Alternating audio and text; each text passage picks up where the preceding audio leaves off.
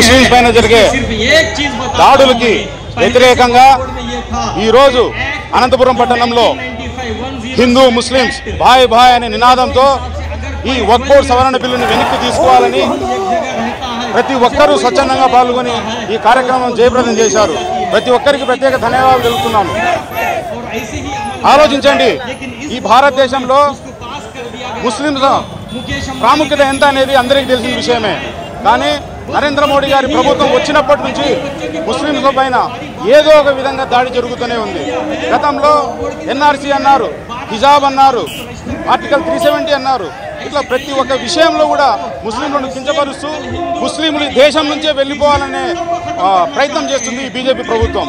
కానీ ఒకటే చెప్తున్నాము, ఈ భారతదేశంలో మా వంతు ఎంత ఉంది, మా భాగస్వామ్యం ఎంత ఉంది అనేది కూడా మీరు నరేంద్ర మోడీ గారు మీరు గుర్తుపెట్టుకోవాలి. అదేవిధంగా ఈ వక్ఫ్ బోర్డు సవరణ బిల్లుకు సంబంధించి పార్లమెంట్లో కానీ లోక్సభలో కానీ ప్రవేశపెట్టినప్పుడు మన దురదృష్టం ఏమంటే మన కూటమి ప్రభుత్వమైన చంద్రబాబు నాయుడు గారు సీఎం గారు కూడా దానికి మద్దతు తెలపడము చాలా విడ్డూరం.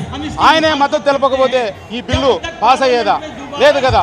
కేవలం ఓట్ల కోసం, ఓట్ల ఎలక్షన్ల ముందేమో ప్రతి ఒక్క ఎమ్మెల్యే, టీడీపీ ఎమ్మెల్యే ముస్లింలు మేము అడ్డగా ఉంటాము, ఏం జరిగినా కూడా మేము రాజీనామా అయినా చేసేదానికి సిద్ధమని చెప్పి చాలామంది పేర్కొన్నారు. కానీ ఈరోజు ఏం జరుగుతుంది?